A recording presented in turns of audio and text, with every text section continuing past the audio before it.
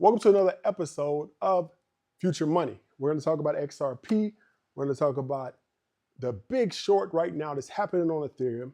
And we're going to answer the question, what's going on with SoundHound? A lot of you guys have been sending me messages asking me what's happening with SoundHound. Give me a second to get my notes together, and then we'll go ahead and get started. So, first thing I want to talk about is that it's a huge thing that's happening right now. Now, you guys know that my favorite crypto is Ethereum. It's always been Ethereum. I believe in Ethereum's purpose. I think that one day it could possibly be the #1 crypto in the world.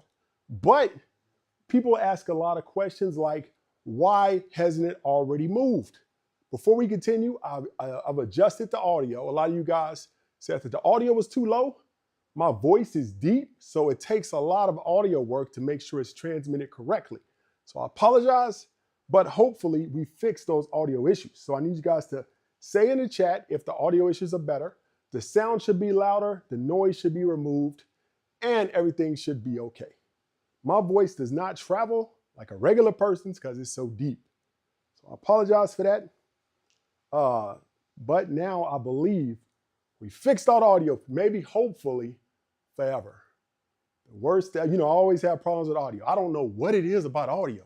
I can get the video right, but every time there's an audio issue. Audio is hard, I guess. So can you do me a favor? Or like on the screen, the words are too low. You see the thing says XRP Ethereum short squeeze, move that up a little bit. It does it live. So we're going to talk about hedge funds massively shorting Ethereum, right? Now, I've always believed, you can click on it and then use the arrow up button. So just click on that element and press up, up, up, up, up, yeah. So hedge funds have increased their short positions of Ethereum over the last 6 months, really. And this is one of the reasons, I didn't know this, right? But a lot of reports came out yesterday because hedge funds have to report what they're shorting, what they're not shorting, how they're operating their businesses. So I did not know this was happening. And it makes a lot of sense because I've always believed in Ethereum. Ethereum should be at 4,700, 5,000, 6,000 by now. Why is it not there? That's the big question everybody's been asking. Why is Ethereum underperforming everything else? We're only up about 6% year to date for Ethereum, which is ridiculous. Why? It's been a deep retraction, right? So when there was the tariffs came out on that weekend, remember 2 weeks ago, Trump was going to do massive tariffs on a lot of countries. So we saw a lot of cryptos retract significantly. The biggest retraction we saw was Ethereum, which fell over 30% when that happened. Now, Bitcoin may have fell less than 10. Everything else fell a little bit. Ethereum took a deep retraction, right? And that's because, and I didn't know what was going on. It didn't make sense at the time. But what has been unveiled is that there's been massive shorting of Ethereum. Now, there's a couple of reasons why a company would short something like this. One is that they truly, honestly believe that the asset or the technology will fail. Another is that they see an opportunity to short it, and sometimes collusion happens. Now, I don't think it's the first thing. I don't think they believe that Ethereum is an inferior technology. Now, that's what they put in their reports, because when you report your short positions, you have to say why you chose, or to your investors, to your people, and also to the SEC, why you decided to short that particular stock or asset.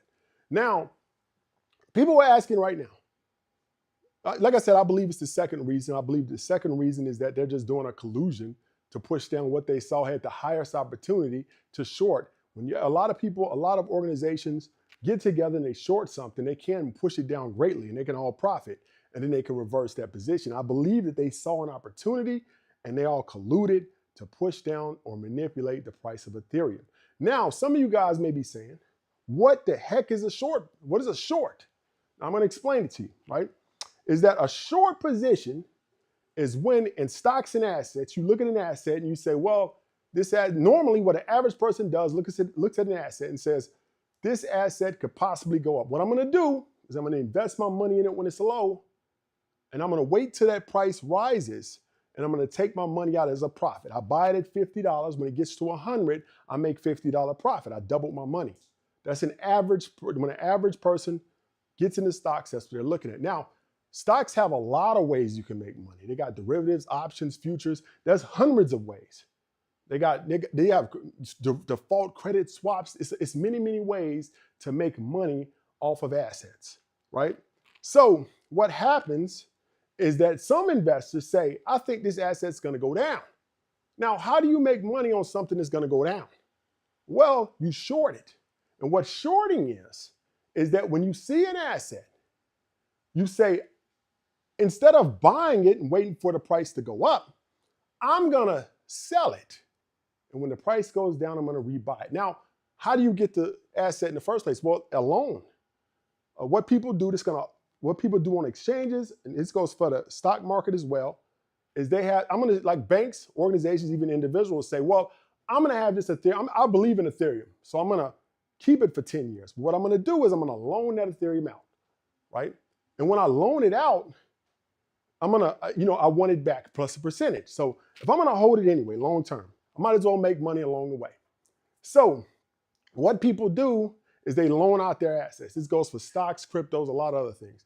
And then other people say, well, I'm gonna borrow your stock, asset, or cryptocurrency, or one Ethereum. And I'm gonna borrow it, I'm gonna instantly sell it at 2,500. And then when the price retracts down to 2,000, I'm gonna buy it back and give it back to you. So the person would have made $500 in that transaction, right? So what happens with a short is that when massive amounts of people do that, they have to buy these stocks or assets or cryptos back, regardless of what happens. So what happens is what's called a short squeeze. What a short squeeze is that when a massive amount of people to borrow these stocks, assets, or cryptos, what they do is that they borrow them, instantly sell them. Now, their obligation, or they can't make profit, they can't close out their positions until they buy those assets back and give them back to the original lenders. So these people have an obligation to do that. Now, what they hope will happen is that the asset falls, they rebuy it and give it back to the people. Now, sometimes it doesn't happen. Sometimes the market shifts and now the price goes up. So now these people are in the negative. So the price is already going up. Remember, prices are affected by demand. There's a higher demand because the market is shifted. And now all of a sudden, it's going up. So that's what causes a short squeeze condition, is that the people who borrowed those stocks, assets, or cryptos are now forced to buy them back. But what that does in a chain reaction is it causes the price to go up because that's new. The market sees those as buys regardless. The market does not know if you shorted it or if you buying it because you want it. Those shorts have to buy that asset back. So when they buy it back, it causes more demand, and that causes more short staff to buy back their positions because they're losing money. And then that in turn causes more demand because people see the stock, asset, or crypto going up. That's what's called a short squeeze. You'll see on the chart, boom, the price will go way up all of a sudden because of all that demand caused from the shorts having to buy it back, and also because of new demand from new investors who see that asset rising. Now, I believe that the conditions for this are right now in position for Ethereum. I think that they've overshorted their positions based on the idea that this is the idea they put in. They believe, this is what they said. They said that they believe that Ethereum is an inferior blockchain, and Solana or a future blockchain will replace it. So they're going to short Ethereum because they believe it won't last. Now, I disagree with that. I think that a lot of these managers, a lot of these fund managers don't understand the technology. Sorry. And a lot of people will say, Armando, what kind of audacity you have to say that fund managers don't understand things? Well, people make mistakes all the time. And you got to remember, with Palantir, I was right and they were wrong. With NVIDIA, I was right and they were wrong. With a lot of other things, with Oklo, I was right and they were wrong. You have to understand is that I come from a position of technology, and I come up with my stocks, options, whatever I choose to invest in. I don't do like everybody else. I don't read charts. I don't all day reading charts because technical analysis is dying anyway because AI can do it. So the people who are successful in the future will have to understand underlying trends and work backwards from that and make their investments based on that. That's something AI can't do right now. AI can read charts, that's nothing. So doing technical analysis is going to get you ruined long term. But short term is still good. For the next 5 years or so, you'll be okay. But long term, that's going to be dead. So there's other ways to make money. Don't worry about it. So I believe that I'm right and they're wrong again. I think they don't understand what's going on. I think that they're too reliant on the traditional financial system. I think they don't understand. I think they've over leveraged their positions. So I believe that Ethereum, once Bitcoin gets going, once XRP gets going, once the overall crypto market gets going, I believe that it's gonna be a huge short squeeze, and Ethereum pushing it back to all-time highs over time. So let's take a look at the Ethereum chart. Bring me a second. So bring that TA up.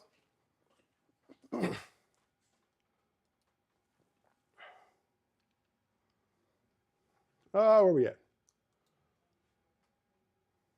So I'm going to bring it up on the screen. Is it on the screen? It should be on the live. But regardless, hopefully it's up there.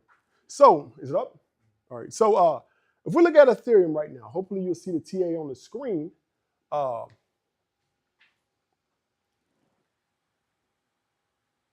So right now, the current status, give me a second.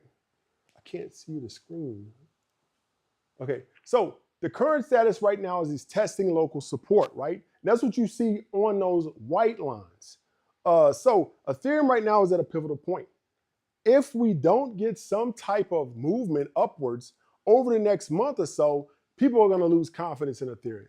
But it also applies to the overall crypto market. Now, a lot of that momentum in Bitcoin, XRP, especially XRP, with Bitcoin, XRP, Ethereum, Solana, all these other coins, was based on the idea that Trump would get in and immediately do these things for crypto. Hasn't done that so far. So people are starting to lose confidence that Trump will even do these things. So right now, that's the reason why we're seeing a slow retraction in crypto, slow retraction in Bitcoin, slow retraction in all these other coins. So right now we got support at 2,200. That's the rising white line that you see on the screen. Bounce target, next major resistance points we have is 3,000. So if we're able to come back from where we are today, we're gonna get a resistance point at 3,000. If we get past 3,000, we'll go up into the high 3,000s pretty quickly. So those are what's gonna happen. So we have to make sure that we don't fall below 2,200 and we're able to get past 3,000 in the short term. So I want to take a look at Bitcoin now. Put up on the screen.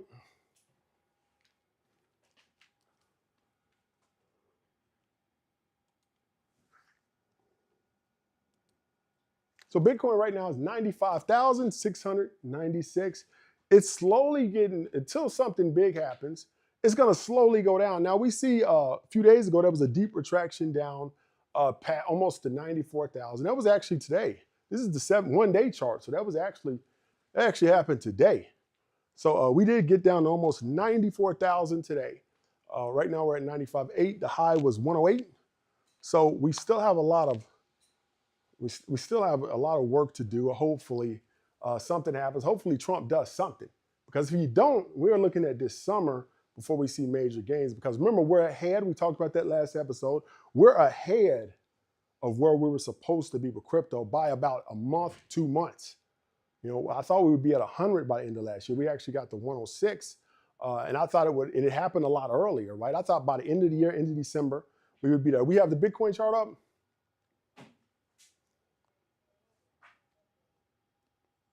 Good. All right. So I thought by the end of the year, we would be at 100. I mean, late December, and we actually got there a month ahead of time. So we're about 30 days, maybe even 60 days ahead of where I thought we would be in cryptocurrency. Now, on Monday, on Wednesday next week, we're gonna have a Web3 expert come on. We're gonna talk about where Web3 is going. Now, in 2 weeks, we're gonna have the CEO of Hive Mining, one of the biggest Bitcoin miners in the world, to come on and talk to us about what's happening with these mining stocks. A lot of people ask me what's happening with CleanSpark, what's happening with Hive, what's happening with Riot, what's happening with Mara. He's going to come on, calm everybody down, and talk about where he sees these stocks going in the future. So he's going to be on, hopefully not next week, but Monday of the prior week. So this is what we're going to do on this show. We're going to have big time guests that give you huge insights into the world of crypto.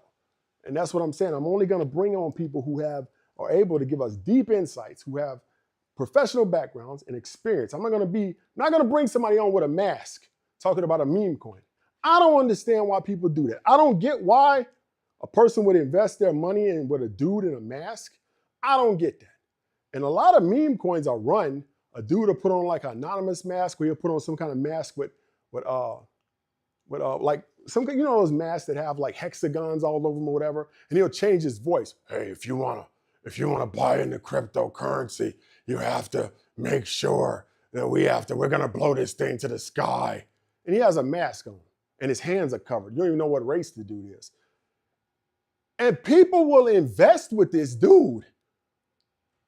The dude, 100% chance he's gonna scam you. Why would he have a mask on? Think about that. Why would he have a mask on? Because he's hiding his identity, because he's gonna scam you, guaranteed. If you see a meme coin, you don't know who the owners are, they're gonna scam you. It's a rug pull, guaranteed. So the thing I'm most positive, let's talk about Bitcoin. I forgot about that. So let's switch it back to Bitcoin. Huh? Yeah, I did. Okay, so all right, so forget about it. So we'll look at that next week. Sorry, we won't have it set up. But the thing I'm most positive about Ethereum is that even though a lot of the smaller hedge funds that don't have the talent, they don't have the people who understand, they're shorting Ethereum. But the people who are in the know are actually buying it. There's been a massive inflow of Ethereum in the last week in the ETFs, in the last month, sorry. Goldman Sachs boosted their ETF holdings by 2,000%. Sorry, 20 times. Whatever they had in Ethereum for, last quarter, they've increased that to 20 times what they had. 20 times. So if every dollar they had in Ethereum, now they have $20. That's how much confidence Goldman Sachs, one of the biggest bankers in the world, has in Ethereum. Now, a lot of the smaller hedge funds are betting against it, but Goldman Sachs understands, like I understand, that a short squeeze is coming. BlackRock, Fidelity, Grayscale are all, they're the ones that are exiting out of the Bitcoin, Ethereum. Actually, it was news that Binance sold a bunch of crypto.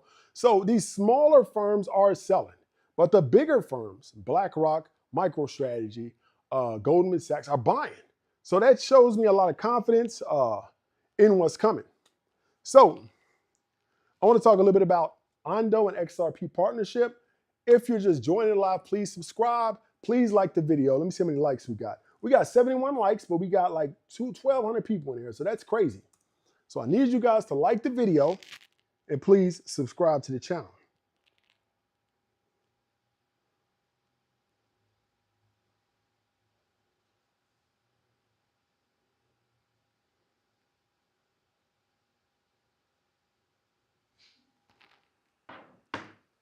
So, like I said, next thing we want to talk about, something big has happened with XRP. XRP is actually in the charts. Is still strong. We've been holding that 220 mark for a while. Let me get it up. I can't show you on the screen, but I do have the notes here. So XRP is holding strong. We're holding a rising trend, retesting lower support. So we're showing a lot of strength. We got a major support line at 228. But if we break below $2, we're going to have some problems. But the thing about XRP is that altcoins have been getting destroyed. Bitcoin is down pretty significantly for Bitcoin, right? Bitcoin has the lowest volatility of any crypto. But XRP actually has shown strength in the environment. Remember, XRP went up 10 times, almost 10 times, in 2 months. Now, what normally happens with an asset like that, in stocks, crypto, whatever, is that it's normally the weakest. And it's the weakest because investors don't have as much confidence in it going forward. So in this environment, XRP should have retracted to 150, 130, 140 because the confidence shouldn't be there because it rose so quickly. A lot of investors will tell you whatever goes up must come down. That's the normal belief in most people have. So for XRP to hold that 220 mark. I mean, the 220 mark is very, very positive for XRP going forward. A lot of people say, well, it got up to 380, 370. It came down, so it's failing. We're still massively up from 40 cents where we were almost a little bit over 2 months ago. It was 40 cents early November. Now we're at 220. That's a 5-time return, 500% still. And people still don't understand the potential of XRP.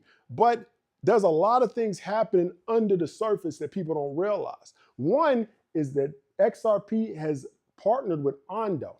And this is a huge development, right? Is that the Ondo is bringing tokenized US treasuries to the XRP ledger.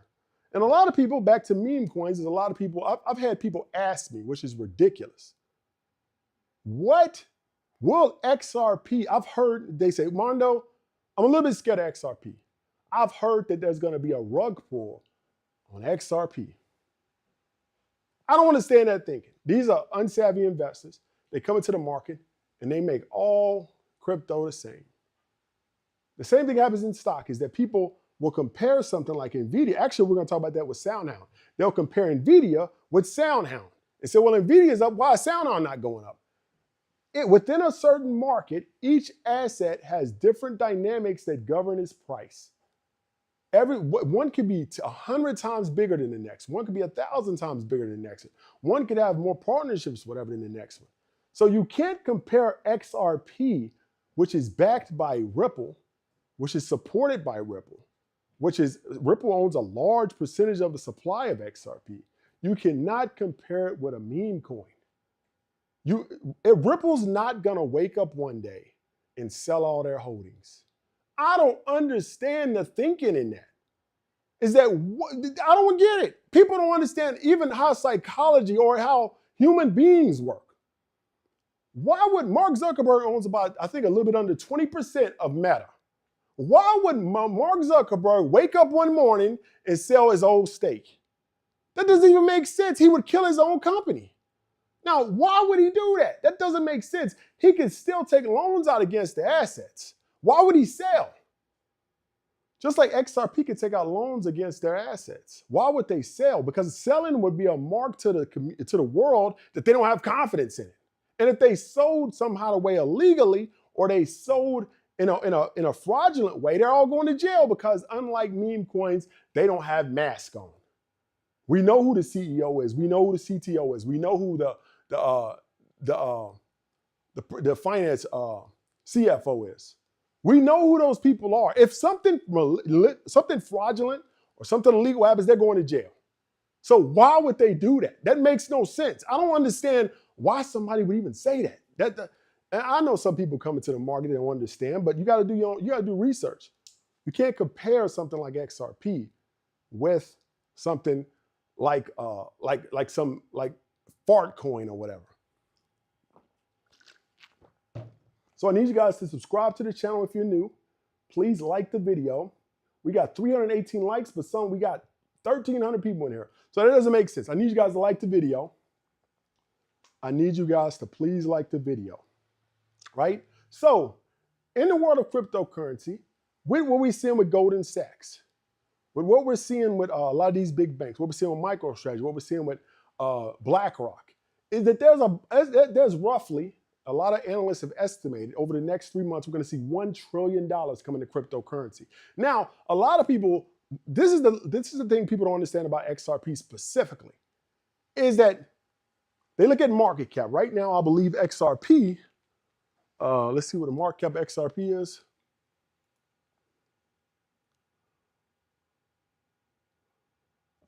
So let's look at this. It's a little bit slow. Hold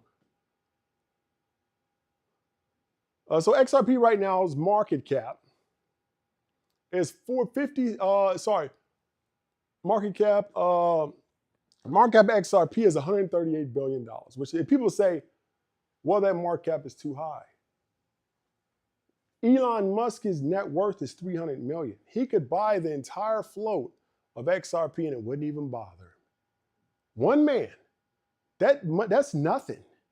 And then people say, well, for XRP to get to $50 or $40, it would have to get to near $2.5 trillion market cap. And then This is where those people make the biggest mistake. They say XRP right now is at 138 billion. In order for it to get to 2 trillion, roughly 1.4 trillion has to come into the market. That's completely, utterly untrue. Only about 20 or 30 billion would have to come into XRP in a short amount of time to get into that $2.5 trillion market cap.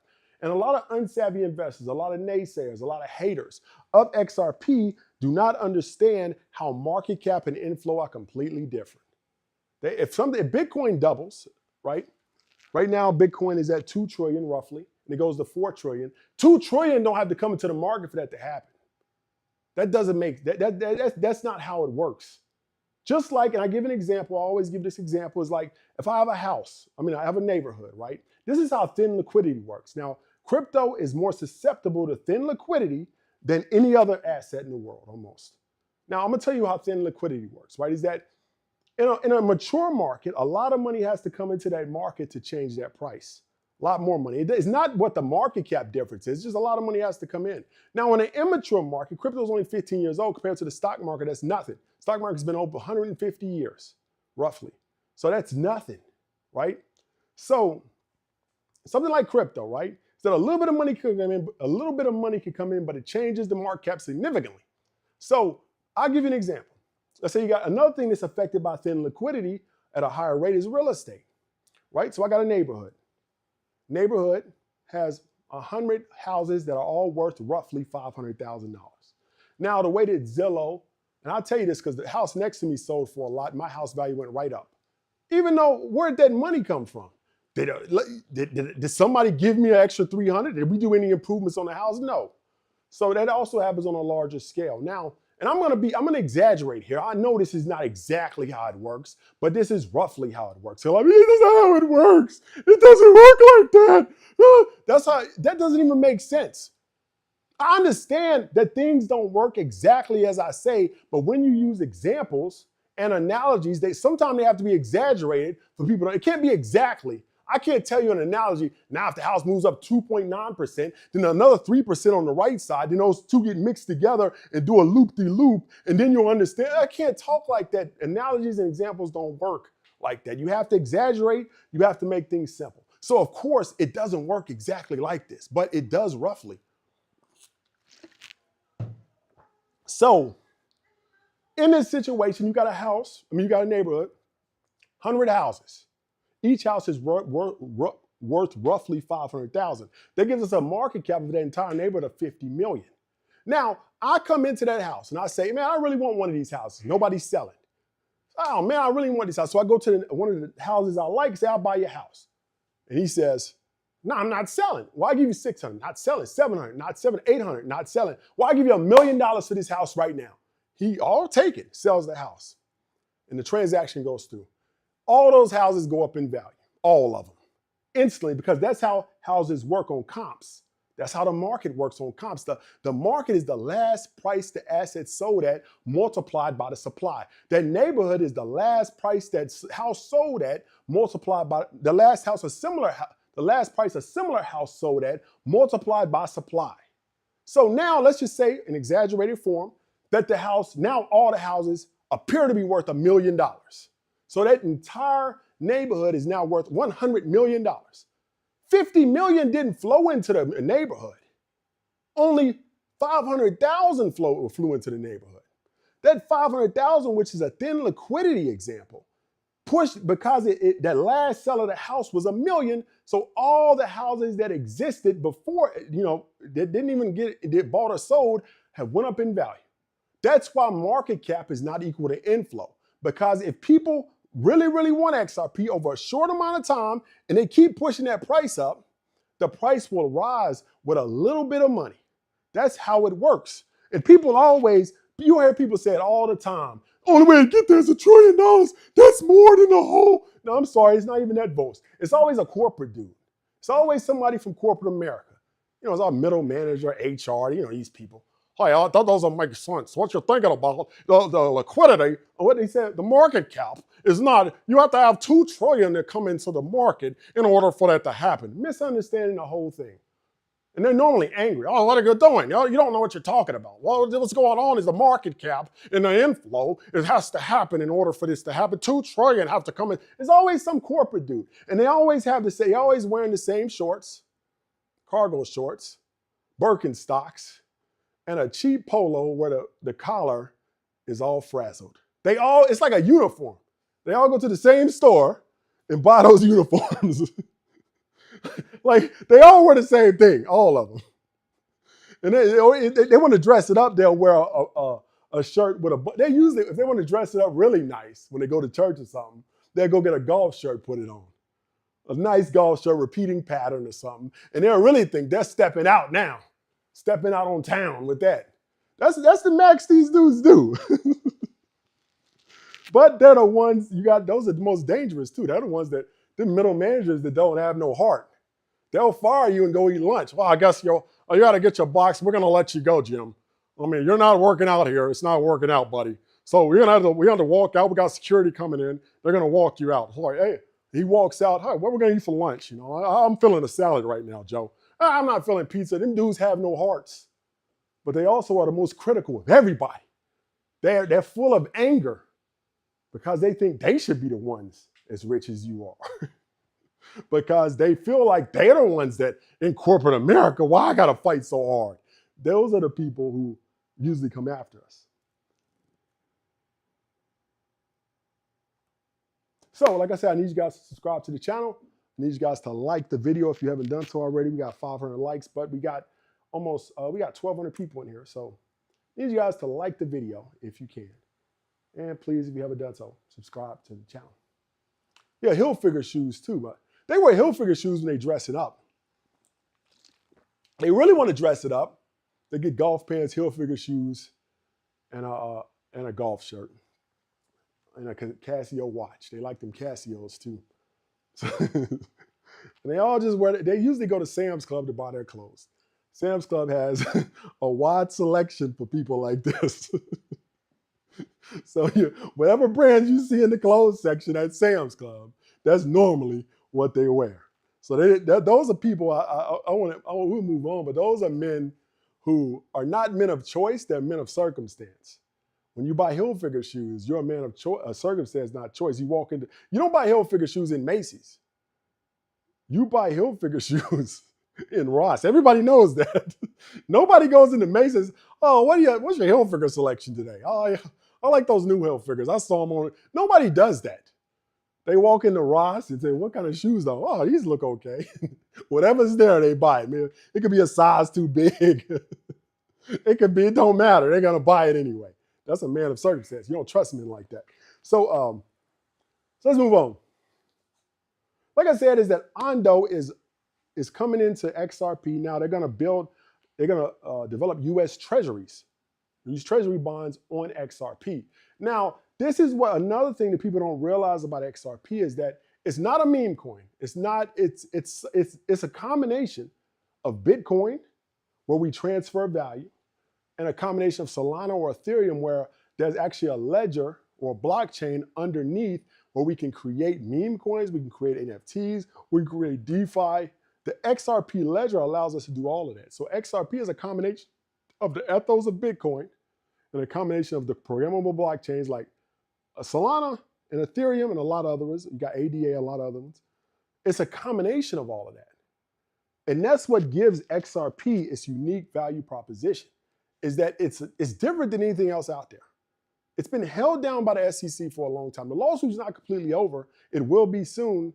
And we're going to see XRP skyrocket to $10, $15, $20 sometime this year, maybe early next year. So let's talk about SoundHound before we talk about Sound. A lot of people ask me, what's going on with SoundHound? SoundHound. We'll talk about that, but I need you guys to subscribe to the channel. Also, buy the book on Amazon. We talk about a lot of trends. We talk about a lot of things. We get closer. The book, Strategic Millionaire, because it's not going to be on sale after February 28th. Because I got a book deal with Wiley Publishing for 2 books, including a rewrite of this, 2nd edition, and also one called Future Money, the next 50 years of finance and wealth. That one, that's a working title. I'm not sure that's going to be the title yet, but that's basically going to be the subject. So you have to buy that before February 28th because it's going to go off sale for the next. The first edition is over. The first sales of the first edition will be over on February 28th. It'll be taken off all platforms. You may be able to buy a used one, but you won't be able to buy a new one anymore. So I encourage you guys to go get the book before it goes off sale. So another thing is I need you guys to subscribe to the channel if you haven't done so, and please like the video.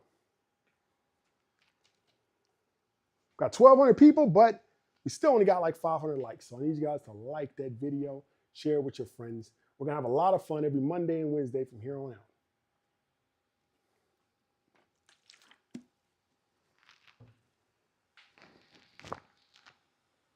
Will it be an audio ever? Yes, Sarah, we can do that. We'll start doing an audio version. We could do that in the script. We could just take that. We could just take it out, cut it out, then throw an audio version out there.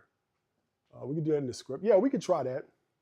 We'll put in. We'll start a podcast. What we'll do is we'll do it in the podcast, and I'll just upload the audios every Monday and Wednesday from here on out. That's a good idea. Who told me that? DM me on. What is it? Huh? Yeah, I can't sell the audiobook no more after the 28th. So I can't sell it no more after the 28th. So that's it. So like I said, is that whoever told me that, message me and I'll send you a free copy of the book. That was actually a good idea. So DM me on Instagram after this, Tall Guy Tycoon, and I'll give you a free book. I'll send it to you in the mail. So on your video Monday, you mentioned you were going to tell us to invest in X. I've already talked about Oxycoin. Reading is so hard. Okay, yeah, so I can do that. I literally said you go into a corporate voice soon. Let me see what else. Speaking of Macy's, yeah, Macy's is shutting down. I don't know, man. If Macy's is shutting down, it's gonna be a flood of Hilfiger shoes on the market. So that dude will have a wide selection of various Hilfiger shoes. I'm not gonna say what I'm talking about. The insiders know what I'm talking about. I don't like to mention names. I don't want to get into any beefs, but you know what I'm talking about. Are you guys doing the crypto trends? Yeah, crypto trends will get uploaded today. Yeah, so the audio version of the book will be available after I rewrite the second edition. So that's like 6 months from now. So that's why I encourage you to get the book now. I do have an audio version. I just never cleaned it up. I was working a lot last year. This year I decided I'm not going to travel as much. I was on a plane every year. I took like 50 flights last year. That's ridiculous, right? And because I was trying to, increase my other businesses. I was trying to create partnerships for my other things I do here in Tampa. But this year, and to be honest, I left my business partner out on a limb, a couple of them, right? And I got to make up for lost time. So I got to be in town a lot more for these lives. And also so I can be on the ground and increase my own businesses and my own stuff. I spent a lot of time last year, so that's the reason why that audiobook lagged behind. I should have done it early last year, but it's got the new one, everything else, because the publishing company's taking over, so it'll be all good going forward. Growing pains. So last thing I want to talk about, Sarah V, I did narrate it. I spent like 2 days, 3 days in the studio narrating the book. This is before AI voices came out. I just didn't put it up because some of the sound wasn't consistent.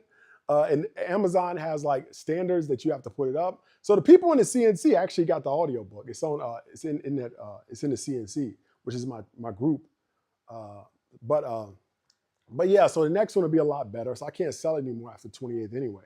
So I want to talk about SoundHound. I think I got 10 minutes left. What's the time, man? Yeah, I got roughly 10 minutes, 12 minutes left. So a lot of people ask me what's going on with SoundHound. Why hasn't it went up, even though it's still up from $4? That's when we start talking about it. Right now, SoundHound, I believe,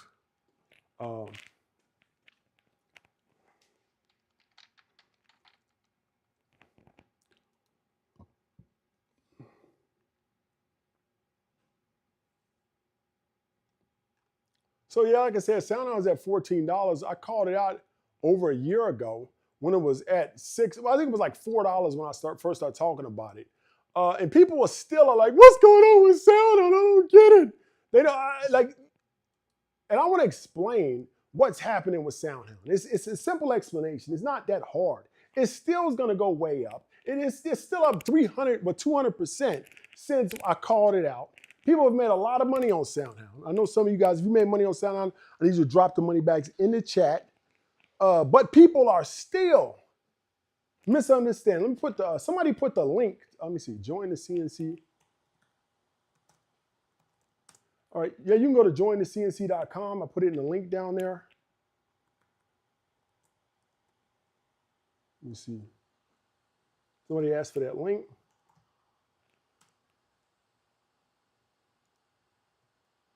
Here you can learn about it. You can, it's in the chat there.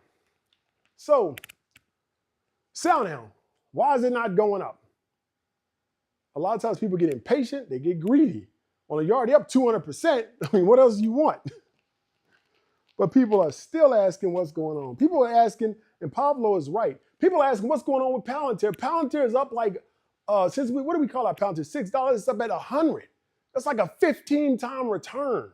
And people are still asking, what's going on with Palantir? I don't get it. Why is it not at 200 by now? That's greed. I mean, you up 15 times in a year and a half. Like, I don't get how people get so, maybe people came in late, but they don't, I guess not. I kind of sounded at $2. I thought it was at 3 or 4, but maybe it was 2. I got to check my portfolio. So SoundHound surged over 800% in the past year. It was driven by its excitement about its AI technology. Let's say I called it out at 2. The person I called it out at 2. I may not bought it till it was 3 or 4, but I called it out at 2. So right now, SoundHound is at 14. That's 7 times where we were before. 7 times. So you made 7 times your money that you put in. Revenue grew 89% year over year to $25 million, expanding beyond automotive into multiple industries. SoundHound's AI technology enhances voice communication. They serve automobile, they serve restaurants, and they serve the healthcare sectors. A lot of times, a lot of places, I went to Checkers in Tennessee about a month ago, and SoundHound technology was in Checkers. So a lot of people are integrating this into the fast food checkouts because it's a lot cheaper, and it's also a lot more effective because a lot of those people that get your orders wrong, they don't hear you. AI is better at that. There's still some issues to get through, but AI is a lot better. SoundHound has a lot of strong investor confidence. It's positioned to be a key player in a growing AI market. Institutional AI adoption is rising. There's long-term opportunities, but people are asking, why hasn't SoundHound skyrocketed to $100? I guess 15 times isn't good enough. I'm sorry, 7 times isn't good enough. I don't get it, but it's 2 reasons, right? One is that SoundHound is a small company, right? And a lot of times if somebody has AI dollars to spend in stocks, you look at Palantir, a major company, you look at NVIDIA, major company, and you got this little SoundHound over here. And remember, during this time, NVIDIA and Palantir and a lot of other AI companies have been skyrocketing. Now, why would a rational person looking at all these 3 says, SoundHound, I don't know about. But I know NVIDIA and Palantir has been doing well, so I'm putting money in there, right? So then SoundHound gets like the stepbrother or stepsister, it gets kind of like left to the side. SoundHound is a lot smaller than those companies. The technology is very promising, but the company still operates in a niche market as opposed to like a broader AI play. Now, NVIDIA, Palantir are broad AI plays. They're doing a lot of things with AI. NVIDIA is the most broad because they're developing the infrastructure that controls almost all of AI.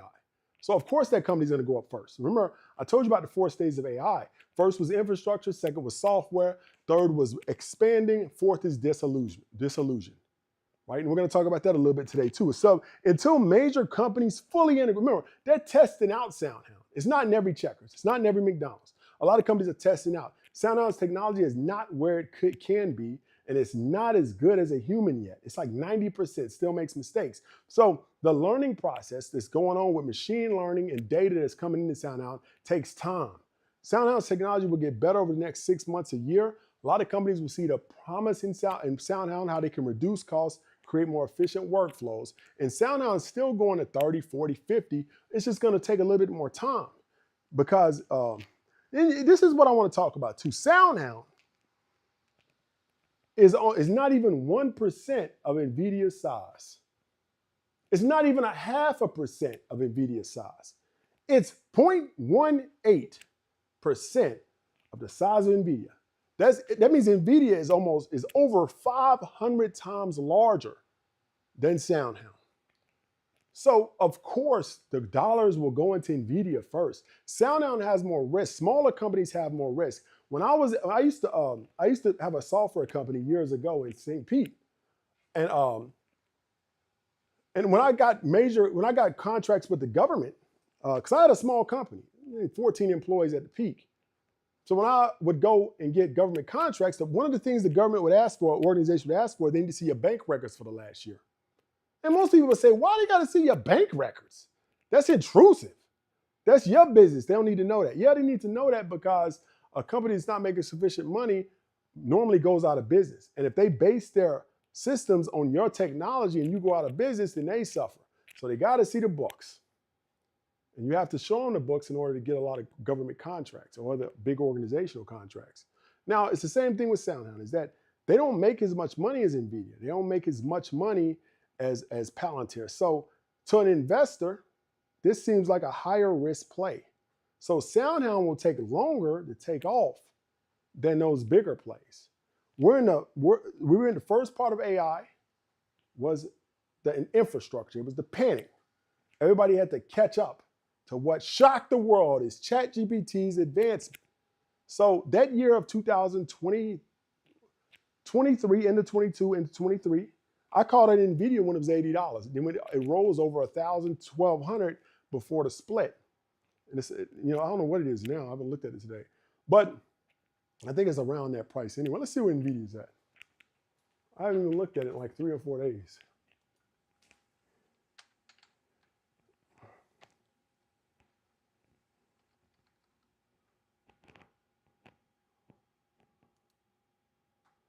So yeah, NVIDIA is at 130. That puts it at 1,300 pre-split value. So we called it out at 80. And I didn't just say it. I only call it, people don't realize this about me, people that are new. I only talk about maybe 5 stocks, 4 stocks at a time. I'm not one of these people that call out 50 stocks, then with two, oh, look, I called these out. Yeah, you called 48 that were wrong. I only stick to about 3, 4, 5 stocks, and I'll talk about those for months. I don't talk about anything else, I'll talk about those for months. Now, I'll say I see an interesting stock, but I won't take credit for it if it does good. Unless I say, look, I'm buying it, or that's the only way. And I've been 93% correct over the last 5 years. 93% correct. So, but I only stick to about 4 or 5 stocks. I don't look at McDonald's. I don't look at Walmart. We look at tech stocks here.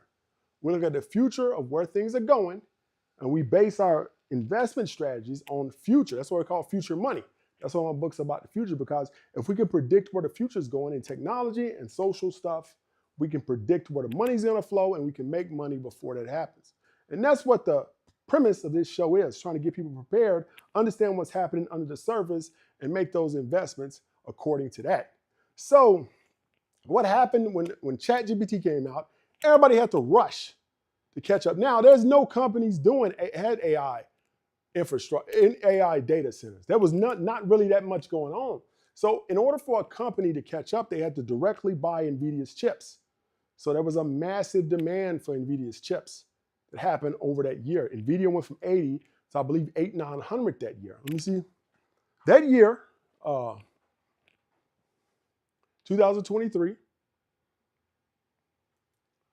Yeah, 2023, NVIDIA started out at like, $14, $15.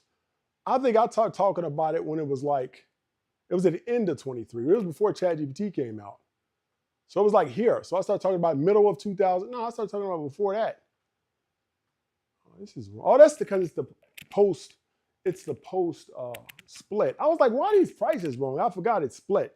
So you have to go to the pre-split. So it's probably like 22. Yeah, so it was probably like late 22. Yeah, so it was like right here when I started talking about it, middle of 20, yeah, middle of 21. Yeah, somewhere right here. Right at the end of 2023, I started talking about it. I didn't know ChatGPT was coming out. ChatGPT came out, changed the world. And then we saw that rapid rise from 23 to 24 in NVIDIA. I don't know if you can see the screen. Hopefully, let me move it up some because I think it's below. Yeah. Hopefully you can see it now. So we see, yeah, it's below. I'm sorry about that. So we see 22, around middle of 22 into 23, we saw that massive increase. Then we saw it into all of 24, we seen an increase in NVIDIA. That was because there was really no major companies that had cloud systems in AI. So in order for you to catch up over those 2 years, you had to buy chips directly from NVIDIA, build out your own systems. Now, the second phase is that once you got those systems in place, you have to either build your own software or you have to buy it from somebody. So I was able to predict what was coming next. Palantir, that was the #1 stock that was placed. Palantir at the time was $6. People said I was crazy. Analysts said it wasn't going anywhere. I said at $6, it was going to 100. Oh, he's crazy. You don't know what he's talking Palantir. And then it went to 100, right? And now the third thing that happens is that there's build out. We already seen it with Amazon going up. So I'm sorry, it's infrastructure build out. I'm sorry, infrastructure build out is second phase. Third phase is mainstream adoption. We're going to start seeing a plateau in these stocks. Like we're already almost at the max. We're not going to see Palantir go to 5. We're not going to see Palantir go up another 20 times in the next 2 years. Now, NVIDIA is going to go up 10 times, but it's going to take 5, maybe even 10 years. That's why I would hold on to my NVIDIA. But, and maybe even a deep retraction before then, because I'm telling you what's coming next, and it probably will be a retraction in these stocks. If you know what's coming, you don't panic as much. So in these stocks, so in the third phase, we see mainstream adoption. Stocks and assets start to plateau out because AI becomes widely adopted across industries. People have their systems in place. Stocks that exploded to start out start transitioning from hyper growth to sustainable revenue models. And then that's when we see companies like Tesla, Meta, Amazon, Google start to do well. It's not going to be like NVIDIA, but they do a lot better. Apple could do better. I think long-term Apple is going to fall, but that's another episode. So the last phase of AI in any technology integration adoption is disillusion. That means that the technology no longer in chance. People, I think wrongly, become used to the technology. I posted a video a year and a half, right before, at the end of 2023, end of 23. It was actually one of the best performing videos I ever had. It was a robot from Boston Dynamics dancing. That's it. I'm sorry, it was a robot from Boston Dynamics doing going through that obstacle course. It got 10 million views in like 3 days. I was the first one to post it. So that video shocked everybody. They didn't believe what they were seeing. Some people said it was CGI. It wasn't CGI, that was real. But then if you post the same video today, that's nothing. Yeah, there's 10 robots that can do that. Yeah, don't worry, it's nothing. Any robot can do that. But that's how people become. They become almost condescending toward great technologies because they're used to it, because it's all the way around them, because they don't understand the amount of work that went into that. I'm amazed at technology. I'm amazed at cell phones. I'm amazed at how our tech systems work. I'm amazed at how satellite technology works because I know how much work went into that. Most people, that's nothing. Because the people believe because something is plentiful or widely adopted that it's nothing. And that makes a lot of people miss what's coming next too. But the disillusion phase comes from people like that. Is that they believe that the hype is over. They no longer even, they don't believe that the technology will continue. And they also don't believe, they don't even know it, because a lot of times technology in this phase, at first is on a top level. You go to ChatGPT, you type stuff in. NVIDIA chips, you see them coming into your office in huge crates. You see all this stuff going on, but once that integration happens and wide stream adoption, it disappears because it's under the surface. And then people, I don't want to, they just go off. They don't understand under the surface is when 50% of that growth happens over a longer period of time. Now, we go back to the dot-com boom, we see the same cycle. We go back to telephones. It's the same cycle with any major technology. Internet boom, late 90s.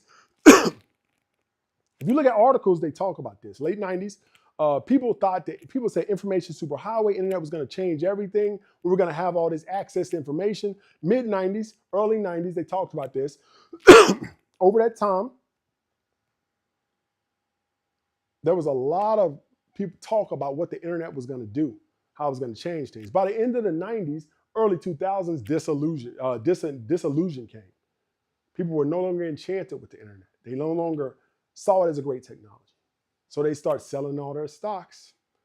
Internet, if you think back to 2000 to 2005, people didn't care. People didn't talk about the internet no more.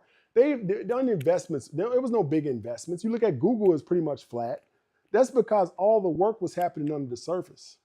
And that's when a lot of the growth in stocks and assets happened, when everybody forgets about it. And all of a sudden, Amazon's 10, 20, 30 times higher because it was a slow growth and it didn't excite people anymore. There was no hype behind it. This is going to happen to a lot of these AI stocks over time. Like they may have went up rapidly in the first phase, second phase, but they plateau out and you're going to see slow growth. Like NVIDIA's growth will be slow over the next 5, 10 years, and they'll actually go up 10 times in that time. So companies that survive have real utility. We're going to see SoundHound copy that same strategy. We're going to see an exponential growth in SoundHound over the next year. Then we're going to see a plateau out. Then we're going to see that slow movement as mainstream adoption and disillusion starts to come into play. So that's it. I got a few minutes to answer any questions, 5 minutes. So audio needs upgrading this video. I had to do, don't know what he's talking about. Audio's good. Anybody else has a problem with the audio, or is just this dude? Because I'm going to block him. There's no issue with the audio anymore. Anybody else having problems? I'm going to block Alexander if he's the only one saying it.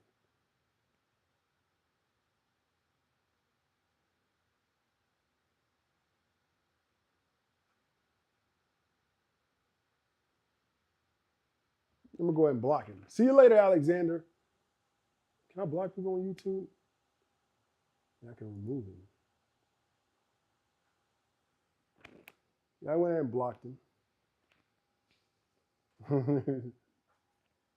No, I didn't block him.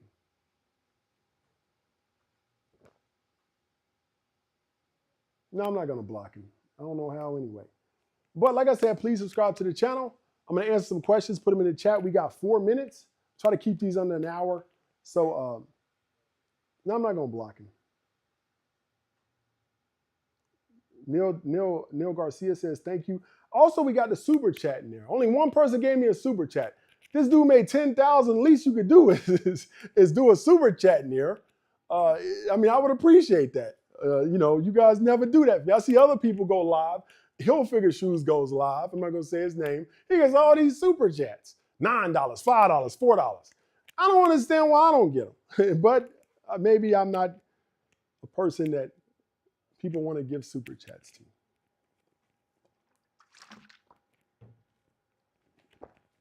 And that dude makes mistakes all the time. He's never right. He's right like half the time. It's like throwing darts at a board. Any predictions for SoundHound? SoundHound will probably, over a longer period of time, reach $75 to $100. But it's not going to be fast. It's going to be years for that to happen. So, see, this person's up 3 times on XRP. That's crazy. Super chat is when you can...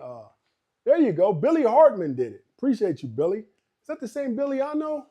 Yeah, it is Billy. I used to work with Billy at what was that place name? It was an insurance company. What was the name of that place? West Point. West Point Insurance. I appreciate that super chat, the DB. Alexander, I apologize about that if you didn't have audio issues. Appreciate you, James Benton. Appreciate that super chat. All good in the audio. So everything's good. West Point, was it, Billy? Yeah, I remember that. Yeah, I hate that dude. I had to leave that job because I hated that CEO. He was a CIO. What's his name? Paul something? That dude was horrible. And I knew he didn't know what he was talking about. And then that dude fleeced the company for like 3 years. It was a dude that, I'm gonna tell you this story because it's funny. It's funny. And that's why I didn't work there no more. It was this dude that came in, it was the CIO of the company. And he was new, and he came in company. He was a British dude. He was a tiny dude. He had that corporate voice. What are you doing? But he had a corporate voice, but the British accent. So the thing about British accents is that you just start saying it, and everybody, he sounds like he knows what he's talking about. One time I was in London, I saw 2 homeless dudes fighting, and I was like, God, they sound like literary geniuses. I was like, man, I just want to sit there and listen to them chat. Oh, that's crazy. Oh, they were talking like proper English. Well, it was crazy. And they were 2 homeless men. So these people can come over here. They sound like geniuses. So the dude came in with his British accent. Nobody questioned him. Nobody questioned his background. But the dude was too angry. He was so angry, I knew that he was fake because nobody's that mad on the first day. Like, why? A lot of times you don't know what you're doing. You replace it with anger and being strict. That's because when I was a teacher, I did that early on. So that's how you do. That's how you replace not having the knowledge or the ability. You just get mad all the time and think that you could be strict, and that replaces that. So I knew that was going on. And 2 years later, he got fired for something. Didn't know what he was doing. Ended up being a fraud or whatever. So, but I'm saying that British accent gets you a long way. I appreciate the super chats. 2 super chats here. Deborah Ray, I appreciate you. Who else? Appreciate you, Deborah Ray. Appreciate it, Kimberly. Appreciate it, Anthony G. Thank you so much. Who else? Let me make sure I get everybody. You remember that dude, Billy? I don't know what happened. Somebody else told me that's what happened to him.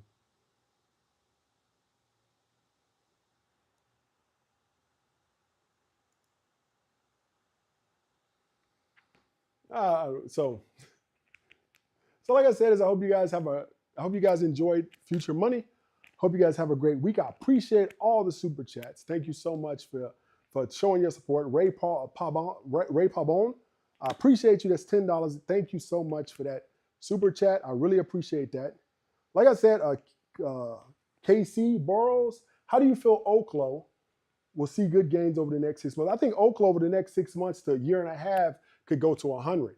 I said that from the beginning when it was below 10, because Oklo doesn't even have, I think, any live reactors yet. This is and Sam Altman's involved. I believe Microsoft and Bill Gates is involved.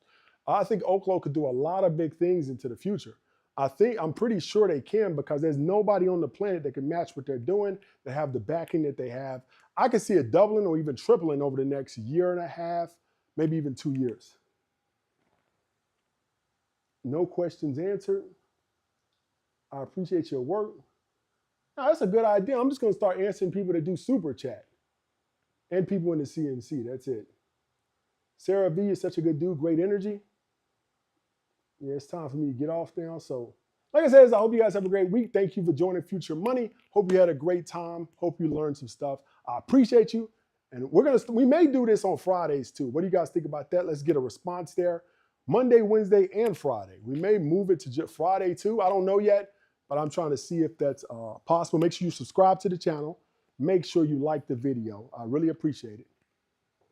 Let's see what everybody says. I want to see that response before we go. Appreciate the super, man. Somebody just gave me 140. Thank you so much, Kylie K. I really appreciate it, but it's in ZAR money. I don't know what ZAR is, but I still appreciate it. Thank you so much. It's continuing to add on to it. I don't know. What about stock? Yes, Friday as well. A lot of you say Friday too, so we may do Friday. I got to talk to the people here at the studio. But thank you guys. Hope you have a great day. I appreciate each and every one of you. Hope you see you back on Monday. We got Strategy Sunday on Sunday on Instagram only. I'm not going to do Strategy Sunday here. It's only on Instagram. So like I said, I hope you guys have a great week. Thank you. And I appreciate you.